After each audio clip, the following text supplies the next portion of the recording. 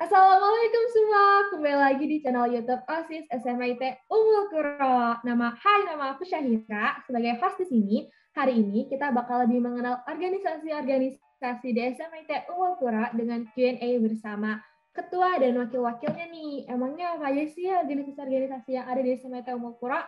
Organisasi yang ada di SMIT Ummul Qura itu ada 6. Yang pertama ada OSIS, yang kedua ada MPK, yang ketiga ada Rahis, yang keempat ada Ambalan, yang kelima ada Pusmut, dan yang keenam ada BSMR.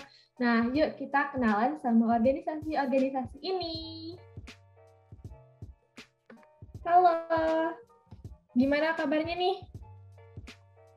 Baik, alhamdulillah. Sehat. Alhamdulillah baik. Alhamdulillah baik. Alhamdulillah baik. Baik. Alhamdulillah. Alhamdulillah sehat. Baik, alhamdulillah. Alhamdulillah sehat. Alhamdulillah kalau semuanya sehat, aku juga sehat. Oke, kita langsung ke pertanyaannya ya. Si MPK itu? MPK ini kan singkatan dari Majelis Perwakilan Kelas ya. Jadi isi MPK ini tuh perwakilan dari setiap kelas. Di sini tugas MPK itu untuk menjadi penghubung antara warga sekolah dengan sekolah, antara siswa dengan sekolah. Jadi kami menampung aspirasi dari setiap siswa untuk disampaikan kepada sekolah. Selain itu, MPK juga bersinergi dengan organisasi OSIS, dan beberapa organisasi lainnya dalam menjalankan program kerjanya. Oke, kalau menurut Nabila sendiri gimana? Kalau menurut aku, MPK itu ya benar kepanjangannya Majelis Perwakilan Kelas. Nah, selain yang tadi Isan udah sebutin, kalau MPK itu membuat GPK, MKO sama kode etik yang fungsinya itu untuk mengatur OSIS agar tetap stay on track gitu dalam keorganisasian, karena salah satu tugas MPK itu adalah mengawas OSIS. Itu sih. Rahis itu apa sih? Di RAIS itu adalah sebuah organisasi Islam di Ummul Qura Bogor yang kita itu bergerilya di bidang dakwah. Nah, dakwah ini ditujukan kemana? Nah, dakwah ini ditujukan khususnya kepada siswa-siswi SMIT Ummul Qura Bogor. Jadi itu mungkin sekilas ya untuk RAIS itu apa sih? Pusmut itu apa sih kalau menurut Ayin? Kalau menurut aku, Pustakawan Muda adalah organisasi SMIT Ummul Qura Bogor yang bergerak di bidang literasi sekolah. Ambalan itu apa sih? Kalau menurut Amel sendiri gimana? Menurut aku, Ambalan itu organisasi di sekolah yang dia tuh geraknya di bidang kepramukaan. Jadi yang bikin beda Ambalan dari organisasi lain, Ambalan itu bergerak di bidang kepramukaan itu. BSMR itu apa sih kalau menurut Tama? Mungkin kalau secara singkat yang paling umum, BSMR itu kan kita tahu juga ya, Bulan Sabit Merah Remaja. Dan BSMR ini kalau di sekolah kita bergerak di bidang kesehatan dan kemanusiaan. OSIS itu apa sih, Kak? Jadi OSIS itu adalah organisasi siswa intrasekolah nih. Jadi di mana di sekolah itu pasti ada OSIS. Nah, tugas OSIS salah satunya aja ya, kalau semuanya nanti videonya durasinya kepanjangan. Nah, salah satunya adalah memfasilitasi keseruan-keseruan atau kegiatan-kegiatan yang bisa meningkatkan rasa seru kita di zaman SMA dan juga kemampuan-kemampuan kita di zaman SMA. Itu kalau jawaban dari aku. Oke, kalau buat daya tarik MPK sendiri, itu apa sih yang bikin orang-orang tertarik sama MPK? Kira-kira apa? Untuk daya tarik MPK ya. Jadi kan di MPK ini didorong untuk menyampaikan pendapatnya ya, didorong untuk memecahkan masalah juga, problem solving. Jadi di MPK ini selama berorganisasi kita bisa mengembangkan soft skill masing-masing gitu. Kalau menurut Ibu Nabila, gimana Nabila? Kalau misalkan dari aku, daya tarik MPK itu seperti yang tadi aku udah bilang ya, kan MPK tuh membuat GPPK, MKO, sama kode etik. Nah, terus selain membuat peraturan itu, juga kayak MPK tuh mengatur tentang pemilihan sama pendaftaran organisasi. Terus juga MPK tuh kedudukannya di atas dari organisasi-organisasi lain. Jadi kalau menurut aku itu sih daya tarik dari MPK. Kalau buat Rohis sendiri itu apa sih? Kalau daya tarik ya. Oke, jadi kalau misalnya ngomongin daya tarik, sebenarnya RISE itu adalah sebuah organisasi ya, yang kita itu sama-sama bergerak di bidang dakwah. Nah, mungkin daya tariknya adalah di ini ya, segi ukhuwah ya. Jadi setiap ada acara yang dilaksanakan, maka di berkegiatan tersebut ada segerombolan panitia yang sama-sama bekerja bersama menyelesaikan visinya, dan akhirnya bisa membentuk nilai ukhuwah yang bisa kita banggakan. Jadi mungkin satu ya untuk daya tarik RISE itu tentang ukhuwahnya. Kalau buat daya tarik Kusmut sendiri itu apa? Boleh Aidin? Selain bergerak di bidang literasi, Busmut juga merupakan organisasi literasi formal yang hanya satu-satunya di Bogor, yang resmi. Kalau daya tarik Ambalan itu apa sih? Menurut aku sih daya tariknya salah satunya itu ada kegiatan outdoor gitu ya. Jadi kalau lebih banyak kegiatan di luarnya, tapi walaupun kegiatannya di luar terus seru-seruan gitu, tetap dapat gitu hikmahnya, tujuannya. Kalau buat daya tarik BSMR itu apa sih? Nah, kalau buat daya tarik, ini kali ya, BSMR tuh bisa dari pakaiannya mungkin yang paling mencolok. Kayak misalkan dari organisasi lain itu memakai almet, kalau kita pakai rompi karena menyesuaikan dengan kerja kita juga yang ada di lapangan. Jadi ya rompi biar kita mobilitasnya juga lebih baik, sama rompi ini kan banyak kantong ya, nanti kita juga bisa naruh-naruh obat-obatan di sini. Sama daya tarik itu kita yang paling menonjol lagi itu ada baik sih ya, kan masing-masing organisasi itu ada kayak bukan doktrin sih, kayak punya karakternya masing-masing. Kalau organisasinya kayak misalkan Ambalan ada karakternya masing-masing, kalau misalkan BSMR itu kita dapatannya kayak baik gitulah, kayak support mental banget lah kalau BSMR gitu daya tariknya. Kalau buat daya tarik OSIS itu apa sih? Jadi buat daya tarik OSIS itu adalah kita membuat kegiatan-kegiatan seru, ya insya Allah seru, semestinya seru, yang dimana bisa menghiasi zaman SMA kita. Nah, daya tarik kalau misalnya ikut OSIS ya, kalau misalnya ikut OSIS daya tariknya adalah salah satunya yang membuat kita semangat adalah program kerja, dan dimana kebersamaannya kita buat menyelesaikan kegiatan tersebut. Nah, itu yang bikin tertarik sih, yang bikin aku sendiri tertarik.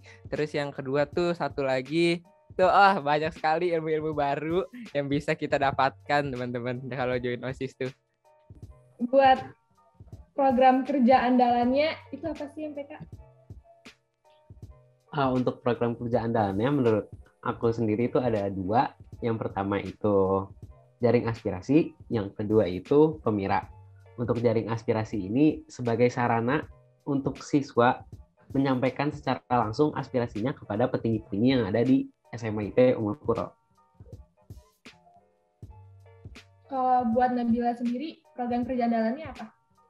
Sama 2 tadi, jaring aspirasi sama Pemira. Tadi kan Isan udah ngejelasin tentang jaring aspirasi. Nah, sekarang aku ngejelasin tentang Pemiranya. Nah, Pemira ini istilahnya merupakan gabungan dari program-program MPK yang ada gitu. Jadi, MPK tuh selain punya jaring aspirasi sama Pemira, MPK juga punya proker oprek sama laporan tengah tahun. Nah, Pemira ini kayak istilahnya gabungan dari proker-proker yang ada. Jadi mulai dari oprek, terus juga ada Pemiranya sendiri, sama ada LPJ-nya gitu. Kalau program kerja andalannya sendiri, itu apa sih dari ROSIS?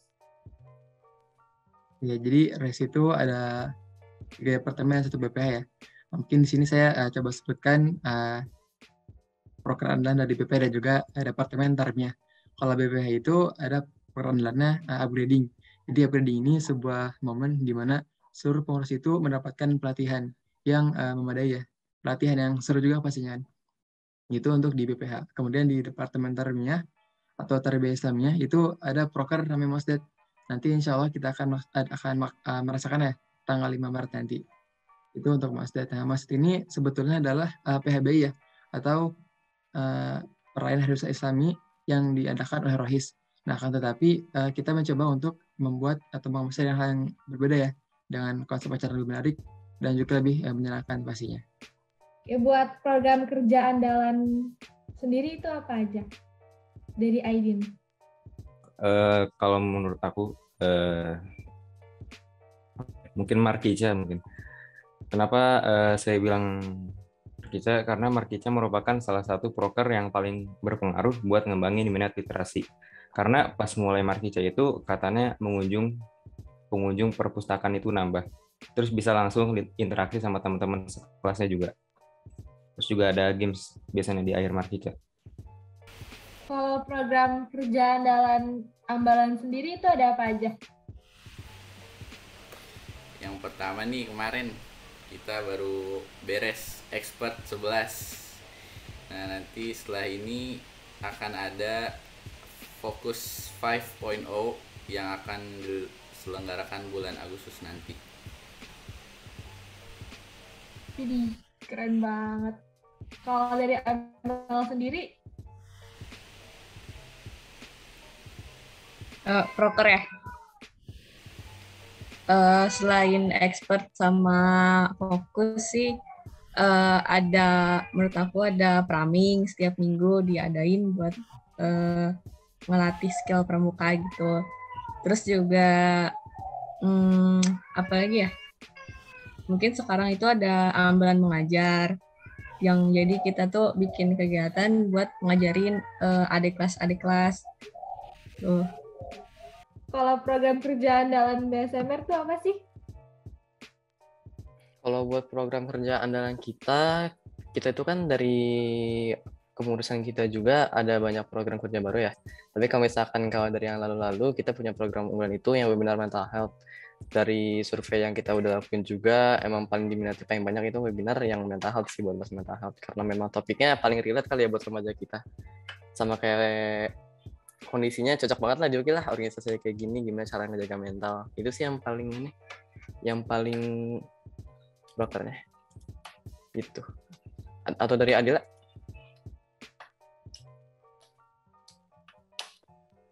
Kalau dari proker kita sendiri, kita tuh apa ya?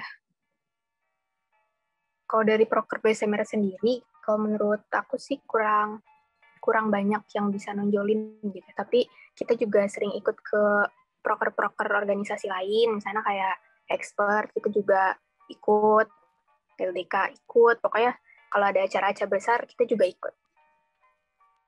Ya, itu mungkin bisa jadi daya tarik kita juga sih. Kita tuh kalau misalkan ada proker lain pasti nanti ada tuh yang pakai rompi yang jaga-jaga atau apa? Jaga prokes lah, atau misalkan kalau tadi expert ada yang jadi tim 3K. Jadi itu juga sih buat daya tarik BSMR. Kita suka nyempil lah di kepanitiaan lain buat proker dari organisasi lain. Itu sih. Program kerja buat program kerja andalan OSIS, salah satunya yang terbaik dari yang terbaik, sangat-sangat baik, insya Allah baik, adalah kalau dari aku sendiri adalah Landscape 5.0. Itu adalah salah satu kegiatan andalan kita. Setuju, Landscape juga menurut aku kegiatan program kerja terbaik dari OSIS. Oke, kita lanjut ke question box dari Instagram. Kira-kira standar untuk menjadi seorang MPK itu apa sih? Oke, untuk standar menjadi seorang MPK ya menurut aku itu kan di MPK ini diwajibkan untuk berani menyampaikan pendapat dan memecahkan masalah. Jadi menurut aku itu yang pertama berani untuk speak up, dan kedua bisa berpikir kritis gitu untuk menyelesaikan masalah-masalah yang ada. Widih, tinggi kriterianya ya. Kalau buat Nabila sendiri? Kalau dari aku, kalau mau jadi MPK itu harus teguh pendirian sih sama kebaikan. Karena kan MPK tuh yang membuat peraturan-peraturan yang ada kan istilahnya. Nah, jadi itu harus teguh sama pendirian. Karena malu dong sama peraturan yang udah dibuat, tapi taunya dia nggak teguh pendirian sama kebaikan gitu. Ini pertanyaan random, tapi nggak apa-apa. MPK itu isinya orang serius semua ya? Enggak. Di MPK itu menurut aku sih santai. Kita cuman serius pada waktunya aja gitu. Pas ngerjain program kerjanya. Jadi istilahnya kayak tetap menjaga profesionalitas saat menjalankan amanah gitu. Tapi kalau sehari-hari kita mah santai aja kan ya, San? Iya, santai aja dong. Soalnya stigma orang-orang kan pasti berpikir, aduh MPK nih, pasti isinya serius-serius semua nih. Salah banget sih. Salah banget. Santai ya. Iya. Oke, kita lanjut ke pertanyaan question box-nya ya. Apakah yang masuk rohis harus alim? Oke, jadi ini pertanyaan yang sering banget ya didengar sama kita semua, dan suatu hal yang harus dijawab sama kita semua, sama pengurus rohis. Jadi yang masuk tadi apa pertanyaan saya lupa. Yang masuk rohis harus alim. Oke, jadi jawabannya adalah enggak. Nah, kenapa enggak? Karena kalau misalnya kita lihat kan rohis kan sebagai orga juga ya. Nah, orga ini kan tujuannya adalah untuk pengembangan. Jadi siapapun yang masuk dari kalangan manapun itu pasti harus diterima dan akan diterima juga di seluruh organisasi. Karena apa? Tujuannya adalah pengembangan. Jadi kita masuk orga dari nol, nanti saat kita lengser, saat demisioner, kita sudah mempunyai banyak nilai gitu kan ya, nilai yang positif. Itu ya mungkin untuk alim atau enggaknya. Kemudian yang kedua nih, dan mungkin saya mau mencoba memberikan atau menyampaikan informasi ya tentang pengurus rohis itu seperti apa sih karakternya. Nah, kalau misalkan yang dibilang alim, mungkin kan terkesan sama dingin, kaku ya. Nah, itu sebenarnya nggak gitu banget kok. Jadi rohis itu tetap ada aja kita bercandanya. Dan sekarang kita para pengurus juga lagi mengusung dakwah yang berbeda. Itu dakwah yang lebih berbaur atau melebur dengan para siswanya. Oke, berarti ke pertanyaan selanjutnya. Oke, ini banyak banget yang tanya ini. Kalau misalkan masuk rohis tuh harus ikut takhusus gak sih? Ya, jadi jawabannya adalah nggak harus ya. Walaupun ini sering ya dikaitin antara takhusus dan rohis, tapi kita tuh nggak harus takhusus kan kalau misalnya masuk rohis. Ya, takhusus itu kan masuk ke dalam pilihan kita ya, apakah kita mau ikutan takhusus atau enggak. Jadi mungkin jawabannya untuk pertanyaan tersebut ya nggak harus sih sebenarnya. Oke, pertanyaan pertama. Kalau jadi ketua Pusmut, setiap hari wajib baca buku berapa? Wajib sih enggak, tapi aku selalu nyempetin minimal sehari sekali baca buku. Biasanya buku tentang apa tuh? Tergantung sih, biasanya suka baca novel, baca buku non fiksi maupun fiksi gitu. Kalau dari Devi sendiri? Ya sih nggak diwajibin, cuman kalau bisa sih nyempetin waktu juga, soalnya kan buat di kelas-kelas ini kan selain sibuk sama organisasi, akademiknya juga ya, jadi karena emang nggak punya banyak waktu luang kayak sebelum-sebelumnya, jadi sehari adalah. Oke, buat pertanyaan selanjutnya, apa aja buku yang ada di perpus dan buku kalian itu apa sih di perpus? Kalau di perpus tuh buku bisa dibilang lumayan banyak, mulai dari non fiksi sampai fiksi, dari biografi sampai keilmuan. Kalau buku favorit aku sendiri sih itu Terry Lee, karena banyak ketersediaan bukunya juga di perpus. Semoga perpus nambah koleksi bukunya. Dan itu aja dari aku. Oke, kalau Devi sendiri gimana? Ya buat koleksi buku Pusmut buat sekarang masih terus dicoba buat nambah-nambahin lagi. Terus buat buku favorit kalau dari aku pribadi karena sukanya fiksi, pasti nyarinya yang fiksi-fiksi sih, kayak Keterelia terus yang lain-lain gitu sih. Cuman kalau misalnya buat buku favorit di perpusnya sendiri itu kalau nggak salah juga Keterelia gitu sih. Oke, kita lanjut ke question box-nya ya. Ambalan itu berasal dari apa sih, Kak? Kata ambalan ini berasal dari yang aku searching nih ya. Pertama nih berasal dari bahasa Jawa. Ambal atau ambal-ambalan. Nah, yang artinya tuh berulang-ulang terus menerus. Nah, kegiatan yang dilakukan terus menerus ini ya seputaran kayak tadi kepramukaan. Nah, ambulan juga diartikan sebagai sekumpulan orang yang sedang melakukan sesuatu pekerjaan gitu. Oke, pertanyaan selanjutnya. Apakah ambalan isinya orang-orang serem semua? Aduh, ini gimana ya? Sebenarnya nggak serem, guys. Nggak serem kan, Kak Ojan? Nggak serem. Nggak ada serem-seremnya.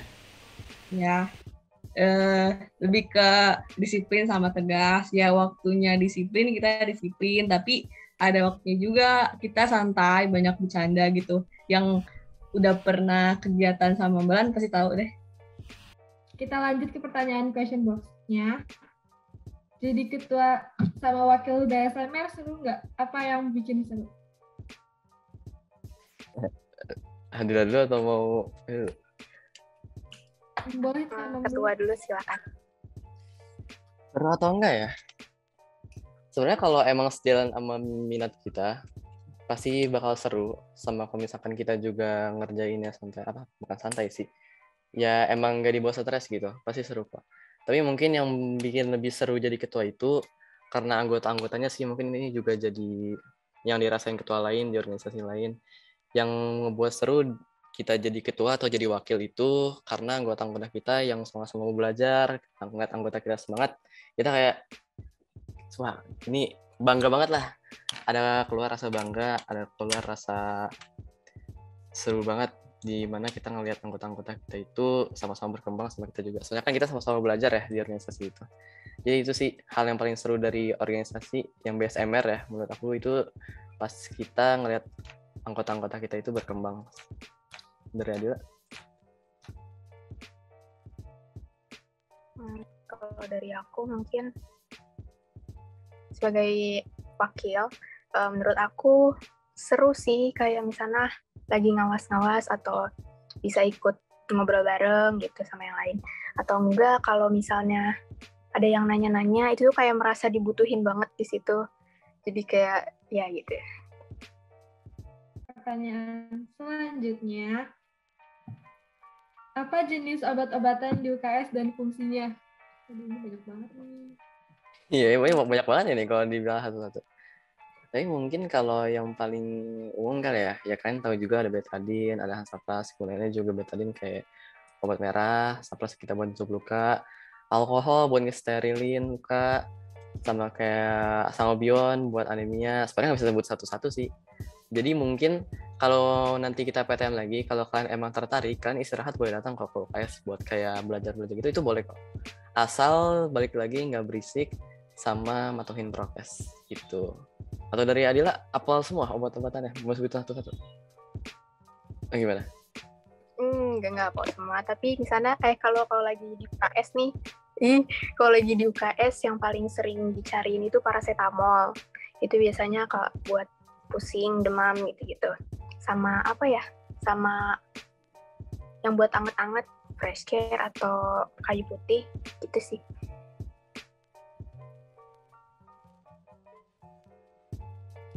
Oke, berarti kalau misalkan kalian penasaran, boleh nih langsung ke UKS aja, guys. Apa sih harus memilih anggota baru?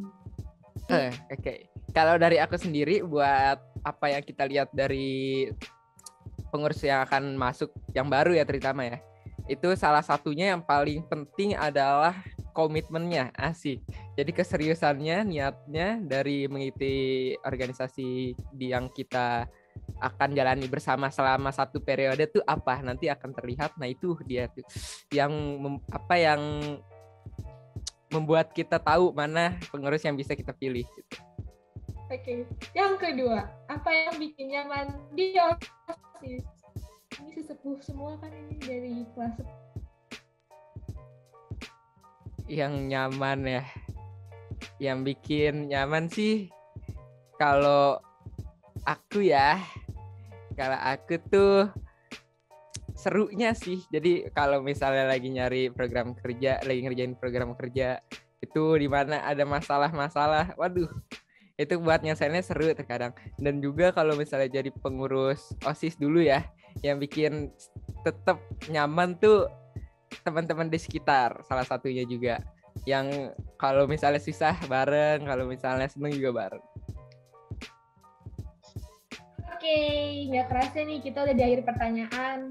Terima kasih banyak Nabila sama Isa, Razan sama Ama, Aidin sama Devi, Amel sama Oja, Amam sama Adila, Rian sama Dejan. Semoga sehat selalu ya.